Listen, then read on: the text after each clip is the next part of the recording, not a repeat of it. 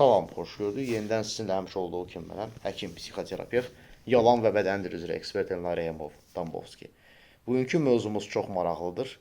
Pozitiv toksik insanlardan danışacağıq.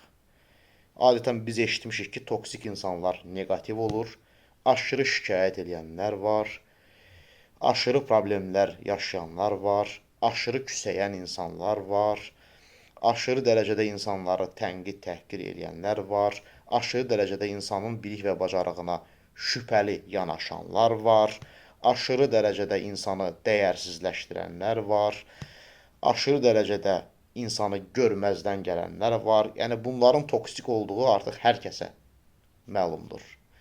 Lakin bir də işin gizli bir tərəfi var. Pozitiv toksik insanlar kimlərdirlər? Deyək ki, biri sevgilisindən yeni ayrılıb, güclü eşq əzabı çəkir.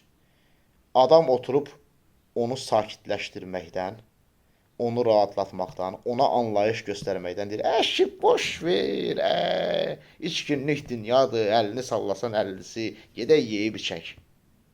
Və yaxud da birinin, deyək ki, atası rəhmətə gedib. Əşi, ölümlü itimli dünyadır, vaxt gələcək, hamımız öləcəyik. Gəl gedək, şəhərə gəzməyə çıxaq. Məsələn, biri qayıdır, deyir ki, işdən çıxarılmışam. Pozitiv, toksik insan qayıdır, deyir ki, əşi, çıxarılanda nə olar, Bu olmaz, başqası olar. Gəl gedək domino oynayaq. Və yaxud da gəl gedək içki içək. Yəni, bu insanlar o qədər pozitivdir ki, bu pozitivlik nəticəsində başqalarının sərhədlərini də tanımırlar. Başqalarının yaşadığı negativ duyğuları da heçə sayırlar. Başqalarına qarşı laqeyd yanaşırlar. Əslində, məqsədləri özləri şən əhval-ruhiyyə güya yaymaqdır. Lakin qarşı tərəfə nə qədər zərər verirlər, onu bilmirlər. Bir insan bir negativlə qarşılaşanda o üzüntünü yaşamağı özünə icazə verməlidir. O üzüntü yaşanılmalıdır, itkilər yaşanılmalıdır, uğursuzluqlar yaşanılmalıdır, sorğulanmalıdır. Demirəm, ömür boyu bu belə davam edilməlidir. Lakin bu müəyyən bir dövrdür, bu keçməlidir.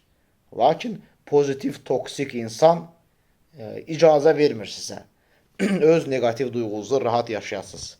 Bu da məsələni daha da alovlandırır və insan özünü daha dəyərsiz hiss edir, daha lazımsız hiss edir, daha anlaşılmayan hiss edir və daha da qıcıqlanır.